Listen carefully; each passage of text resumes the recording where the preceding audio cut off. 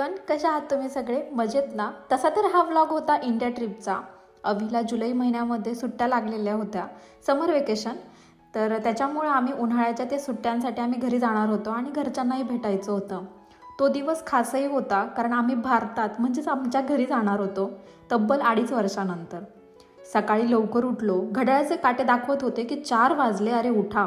खरं सांगायला गेलं तर झोप अजिबातही लागलेली नव्हती आणि झोप पूर्ण झालेली पण नव्हती, कारण उत्साह एवढा जबरदस्त होता ना आमच्या सगळ्यांचा. तयारी सगळी झाली होती. फ्रेंड्स सोडवायला आलेले होते. आपल्या घरी जायचं होतं, त्याच्यामुळं वेगळीच फिलिंग होती. पटकन फ्रेश झालो, बॅग्स घेतल्या आणि निघालो.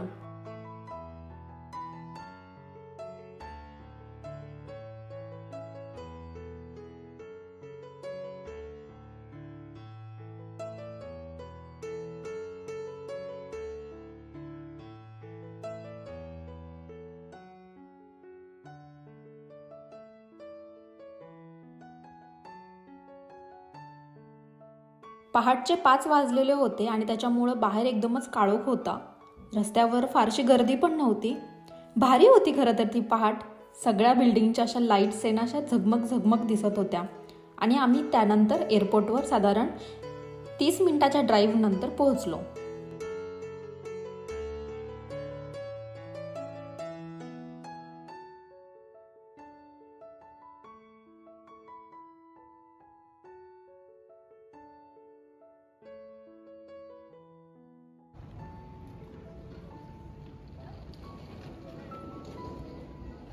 एअरपोर्टमध्ये पोहोचलो आणि सगळ्या फॉर्मॅलिटी सुरू झाल्या.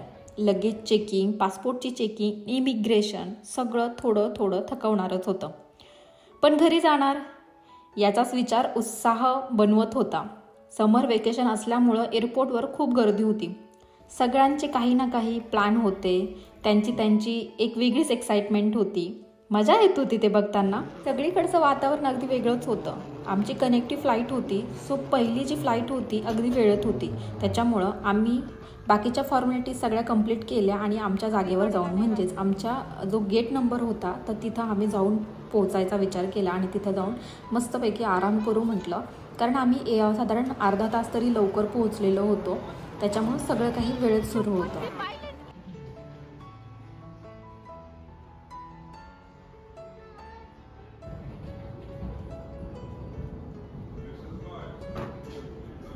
नंतर बोर्डिंगची अनाऊन्समेंट झाली आणि आम्ही आमच्या सीटवर जाऊन बसलो. तर आता तुम्हाला एक नवीन स्टोरी मी सांगणार आहे या व्लॉगमध्ये, आणि ती स्टोरी असणार आहे विंडो सीटबद्दलची. ज्यावेळेस पण आपल्याला विंडो सीट मिळाली की एक वेगळीच मजा असते. सुरुवातीला ती छोटीशी गोड खिडकी पाहूनच खरं तर भारी वाटतं. टेक ऑफ होताना विमान जमिनीपासून वर जाईपर्यंत मनात एक वेगळीच फिलिंग असते. घरं, गाड्या, रस्ते आणि ती लहान होणारी छोटीशी शहरं. पण खरी जादू तेव्हा सुरू होते जेव्हा ढग विमानाच्या खाली असतात आणि काही वेळेस ते ढग इतके सुंदर दिसतात ना की हात लावावा असं वाटतो. तर आता हे तुम्हाला पुढं समजेलच, त्याच्यामुळे व्लॉग शेवटपर्यंत बघायचा आहे तुम्हाला.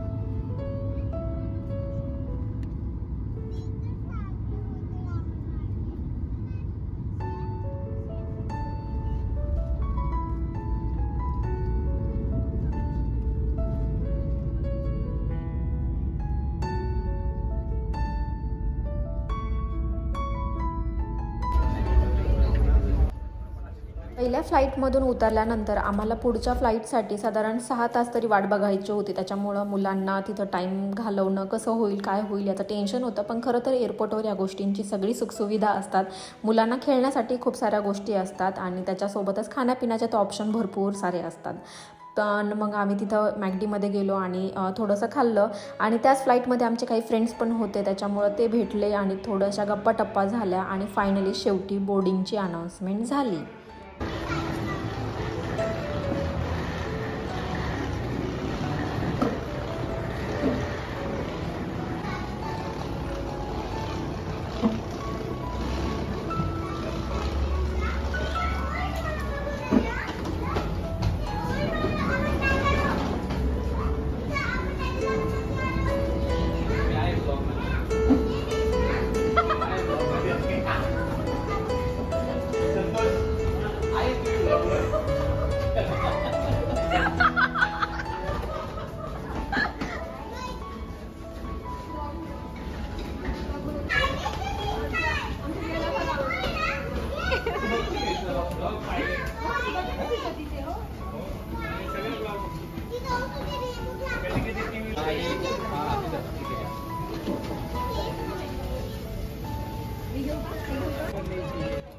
आम्ही सगळे आपापल्या सीटवर जाऊन बसलो आणि प्रत्येकाने आपल्या आपल्या आवडीचे मूव्ही लावून लगेचच वातावरण तयार केलेलं होतं. कारण सगळे थकलेले होते आणि त्याच्यातल्या त्यात लांबचा प्रवास होता.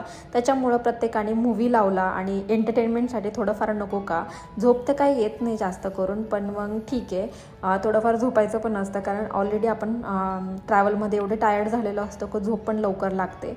तर आपल्याला ब्लँकेट्स पिलो दिले जातात आणि छान डिनरमध्ये सुद्धा खूप मस्त डिनर होता.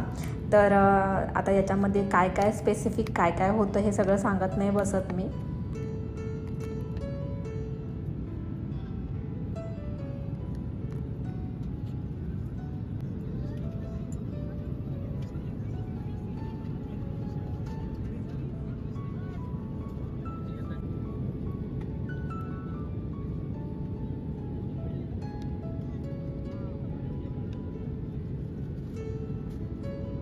आणि फायनली तो क्षण आला.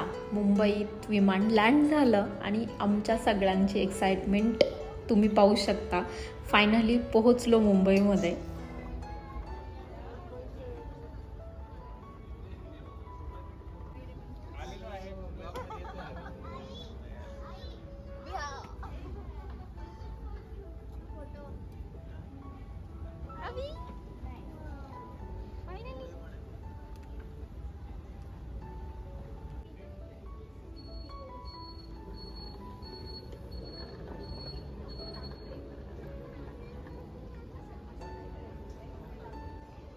तर आम्ही सगळ्यांनी आपापल्या बॅग्स घेतल्या आणि घरून आम्हाला भाऊ घ्यायला आलेले होते. आता इथून जो प्रवास होणार होता तो शिर्डीचा, म्हणजेच मॉर्निंगचे 5 वाजता आम्ही हा शिर्डीचा प्रवास सुरू केला. तर तिथं पोहोचायला साधारण 4 ते 5 तास लागणार होते. तर आजचा हा जो व्लॉग आहे ना तो मी इथेच एंड करते. आय होप तुम्हाला हा व्लॉग आवडला असेल. इंडिया ट्रिपचा हा फर्स्ट व्लॉग आहे. तर याच्यानंतरचे इंडिया ट्रिपचे अजून 2 व्लॉग येतील लवकरच आणि तुम्हाला ते कसे वाटले तर मला नक्की कमेंटमध्ये तुम्हाला सांगायचं आहे. तर नेक्स्ट व्लॉगमध्ये आपण लवकरच भेटणार आहे. तर तोपर्यंत स्वतःची काळजी घ्या. लवकरच भेटूयात. अरे हो, एक बोलायचंच विसरले. खरं तर हे बोलायलाच पाहिजे. जर तुम्हाला माझे व्लॉग आवडत असेल तर लाईक, शेअर आणि सबस्क्राईब करायला विसरू नका. बाय.